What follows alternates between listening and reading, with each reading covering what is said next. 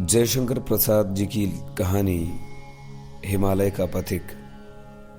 कथावाचक निर्मल मिश्र। गिरिपथ में हिमवर्षा हो रही है। इस समय तुम कैसे यहां पहुंचे? किस प्रबल आकर्षण से तुम खींच आए? खिड़की खोलकर एक व्यक्ति ने पूछा। अमल धवल चंद्रिका तुषार से घनीभूत हो रही थी। जहां तक दृष्टि जाती है गगनचुंबी शैल शिखर जिन पर बर्फ का मोटा लिहाफ पड़ा था ठिठुर कर सो रहे थे। ऐसे ही समय पथिक उस कुटीर के द्वार पर खड़ा था। वह बोला, पहले भीतर आने दो, प्राण बचे। बर्फ जम गई थी, द्वार परिश्रम से खुला। पथिक ने भीतर जाकर उसे बंद कर लिया। आग के पास पहुंचा और उष्णता का अनुभव करने लगा। ऊपर से और 2 कंबल डाल दिए गए। कुछ काल बीतने पर पथिक होश में आया। देखा शैल भर में एक छोटा सा गृह धुंधली प्रवाह से आलोकित है। एक वृद्ध है और उसकी कन्या। बालिका युवती हो चली है। वृद्ध बोला, कुछ भोजन करोगे? पथिक, हां, भूख तो लगी है। वृद्ध ने बालिका की ओर देखकर कहा, किन्नरी, कुछ ले आओ। किन्नरी उठी और कुछ खाने को ले आई। पथिक दत्तचित्त होकर उसे खाने लगा। किन्नरी चुपचाप आग के पास बैठी देख रही थी। युवक पथिक को देखने में उसे कुछ संकोच न था। पथिक भोजन कर लेने के बाद घूमा और देखा किन्नरी सचमुच हिमालय की किन्नरी है। ऊनी लंबा कुर्ता पहने है, खुले हुए बाल एक कपड़े से कसे हैं जो सिर के चारों ओर टोप के समान बांधा है। कानों में 2 बड़े बड़े फिरोजे लटकते हैं। सौंदर्य है जैसे हिमानी मंडित उपत्यका में वसंत की फूली हुई वल्लरी पर मध्याह्न का आतप अपनी सुखद कांति बरसा रहा हो। हृदय को चिकना कर देने वाला रूखा यौवन प्रत्येक अंग में लालिमा की लहरी उत्पन्न कर रहा है। पथिक देखकर भी अनिच्छा से सिर झुकाकर सोचने लगा। वृद्ध ने पूछा, कहो तुम्हारा आगमन कैसे हुआ? पथिक, निरुद्देश्य घूम रहा हूं। कभी राजमार्ग, कभी खड्ड, कभी सिंधु तट और कभी गिरिपथ देखता फिरता हूं। आंखों की तृष्णा मुझे बुझती नहीं दिखाई देती। यह सब क्यों देखना चाहता हूं कह नहीं सकता। तब भी भ्रमण कर रहे हो? पथिक, हां, अब की इच्छा है कि हिमालय में ही विचरण करूं, इसी के सामने दूर तक चला जाऊं। वृद्ध, तुम्हारे पिता माता हैं? पथिक, नहीं। किन्नरी, तभी तुम घूमते हो। मुझे तो पिताजी थोड़ी दूर भी नहीं जाने देते। वह हंसने लगी। वृद्ध ने उसकी पीठ पर हाथ रखकर कहा, बड़ी पगली है। किन्नरी खिलखिला उठी। पथिक, अपरिचित देशों में एक रात रमना और फिर चल देना। मन के समान चंचल हो रहा हूं जैसे पैरों के नीचे चिंगारी हो। किन्नरी, हम लोग तो कहीं जाते नहीं, सबसे अपरिचित हैं, कोई नहीं जानता, न कोई यहां आता है। हिमालय की निर्जर शिखर श्रेणी और बर्फ की झड़ी, कस्तूरी मृग और बर्फ के चूहे, यही मेरे स्वजन हैं। वृद्ध, क्यों री किन्नरी, मैं कौन हूं? किन्नरी, तुम्हारा तो कोई नया परिचय नहीं है, वही मेरे पुराने बाबा बने हो। वृद्ध सोचने लगा। पथिक हंसने लगा। किन्नरी अप्रतिभ हो गई। वृद्ध गंभीर होकर कंबल ओढ़ने लगा।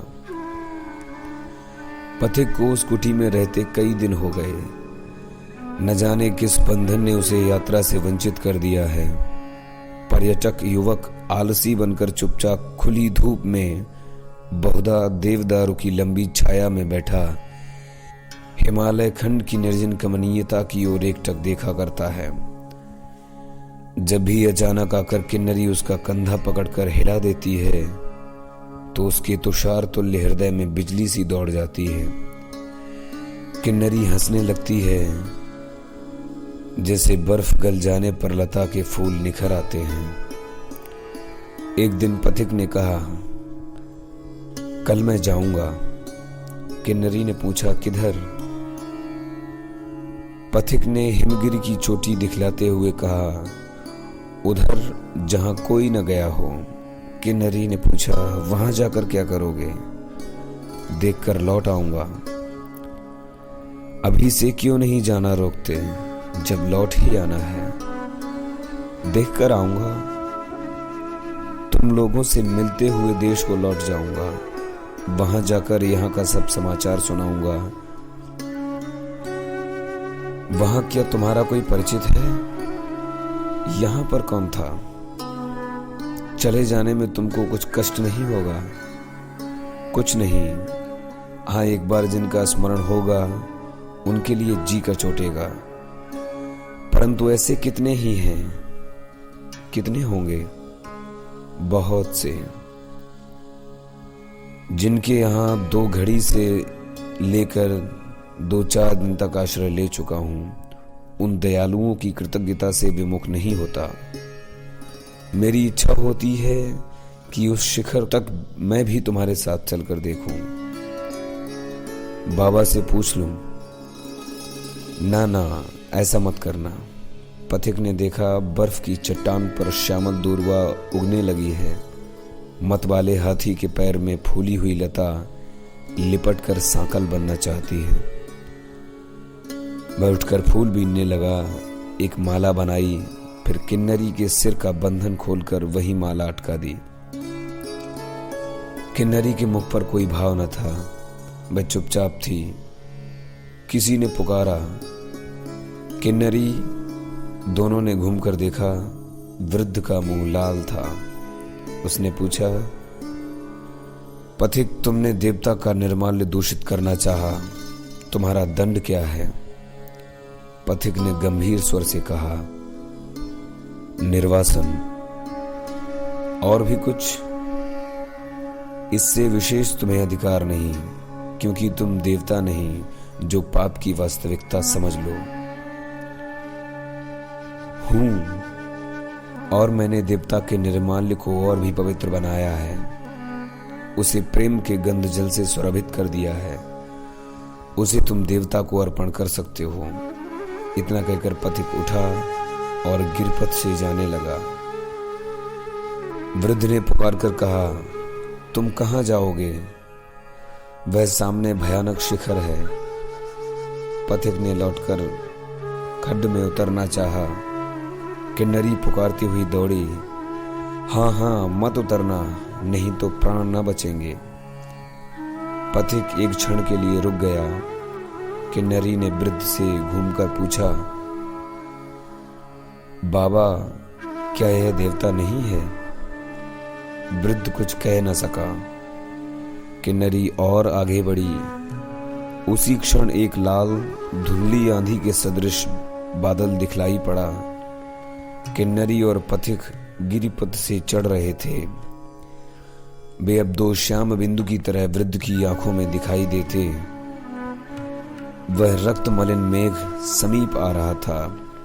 वृद्ध कुटीर की ओर पुकारता हुआ चला, दोनों लौट आओ, खूनी बर्फ आ रही है। परंतु जब पुकारना था तब वह चुप रहा। अब वे सुन नहीं सकते थे। दूसरे ही क्षण खूनी बर्फ वृद्ध और दोनों के बीच में थी। जयशंकर प्रसाद जी की कहानी हिमालय का पथिक। कथावाचक निर्मल मिश्र।